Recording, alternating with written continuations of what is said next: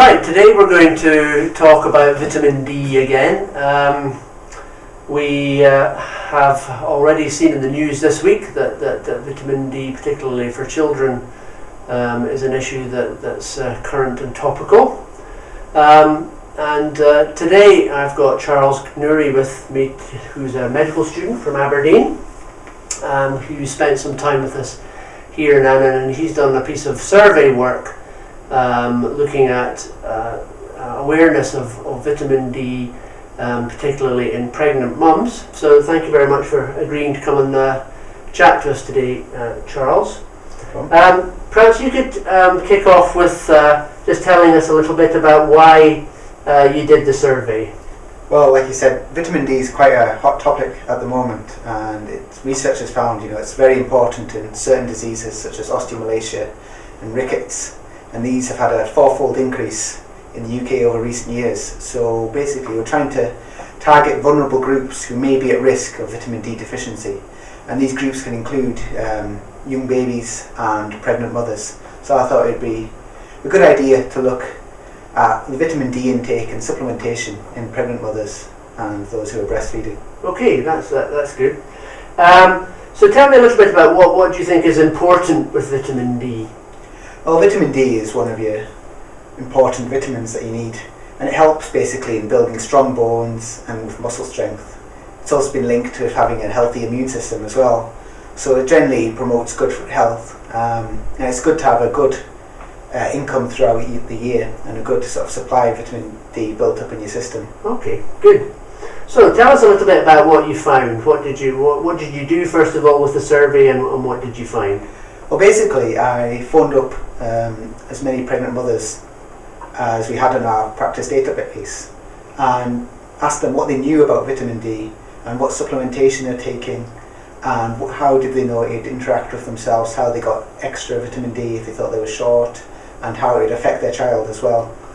And I basically had a list of questions, and I phoned them up and asked them over the phone what they knew. Good. So what did you find from all those questions that you asked? Well, I found, fortunately, a lot of the mothers have already enrolled in the Healthy Start programme, which enables supplementation of vitamin D during pregnancy. However, a lot of the mothers didn't know why they were taking vitamin D, or what vitamin D was for, how to get extra vitamin D, where it came from, what its effects if you didn't take enough. And also I found that a lot of mothers didn't know when to stop the vitamin D, and although it's quite important to take it 1 year after birth to ensure that you're giving your baby enough vitamin D through breastfeeding. Okay, so do you want to just pull out then the key messages for pregnant mums in relation to vitamin D? What sort of key things do you think they need to take away from this? I think it's important to take your supplementation as a Healthy Start, or if not that, then concentrate on key foods such as oily fish, some margarine and butter and the like. And also, if you're breastfeeding, make sure that you continue taking the vitamin D for 1 year post-birth to make sure that your baby's getting enough vitamin D when you're breastfeeding. Okay. In bottle-fed babies, it's a little different though. Yes, usually in formula it has enough vitamin D. However, you can also get the Healthy Start vitamin drops, which can help supplement your child as well. Okay, that's great. So, what have we done for the group of pregnant mums that we spoke to? Well, what have you done for them now?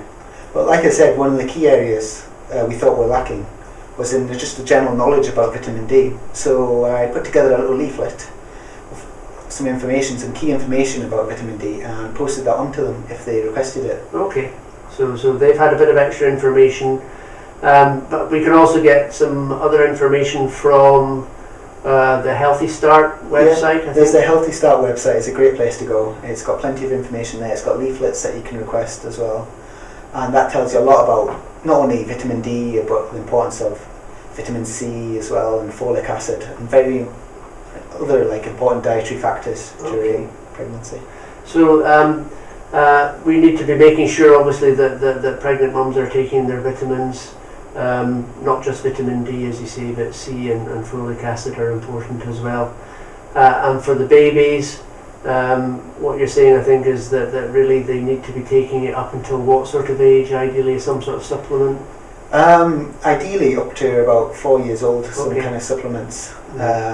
Obviously there's vitamin D is very important to get through sunlight, and obviously in this kind of climate in Scotland there's reduced amount of sunlight. Yes, we don't see a lot of sunshine. Yeah, so that reduces the amount of vitamin D that can get through. Okay, because obviously one of the ways of getting vitamin D is being out in the sun.